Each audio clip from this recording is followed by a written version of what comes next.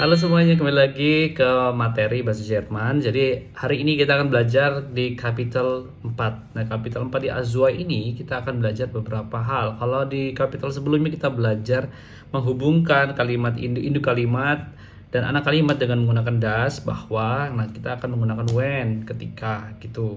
Jadi when ini artinya ketika. Sebenarnya als itu bisa diartikan ketika juga. Nantinya kita belajar di kapitel 12 gitu. Dan als itu tadi pembanding juga. Jadi satu kata itu maknanya banyak gitu.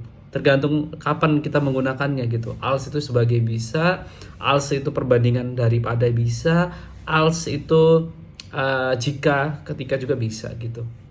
Jadi kita memang banyak nih yang harus dipelajari. Terus di kapitel 4 ini kita kembali lagi, kita akan belajar menghubungkan antara kalimat induk dan anak kalimat dengan menggunakan kata when. Contohnya, ich bin nervös wenn ich eine Prüfung habe.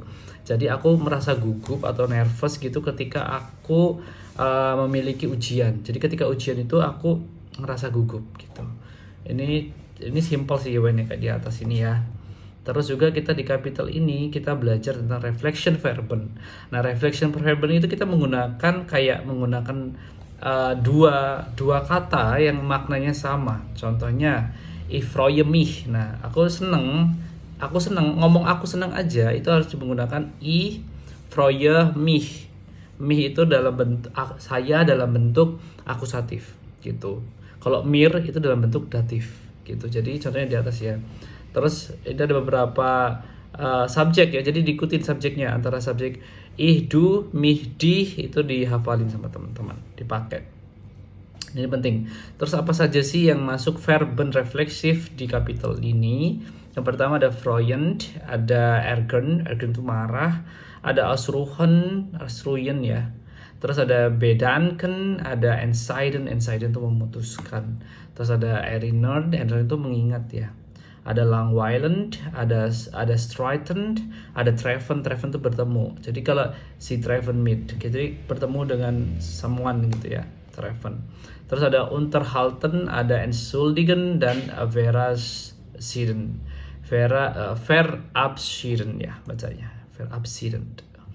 Nah, itu penting teman-teman, itu yang harus teman-teman pelajari. Coba nanti teman-teman buat kalimat dengan menggunakan refleksi ya, refleksi, atau teman-teman bisa googling contoh-contoh kalimat dalam refleksi tadi, kalimat refleksi. Nah, di kapitel 4 ini kita cuma belajar refleksi aja, seneng kan? Cuma satu materi, biasanya bab-bab lain banyak materinya.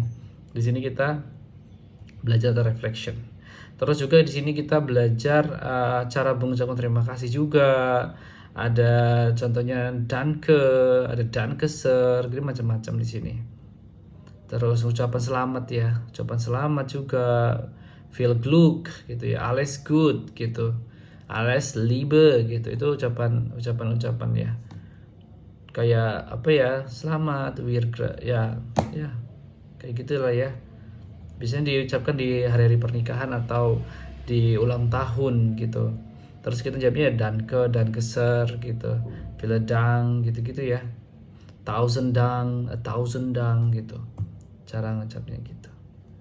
Mungkin itu aja di kapitel ini, nggak banyak, tapi semoga ini jadi kisi-kisi gambaran buat teman-teman materi di kapitel 4 apa sih sebenarnya. Oke, mungkin itu aja dari aku. Terima kasih banyak. Sekian, dadah.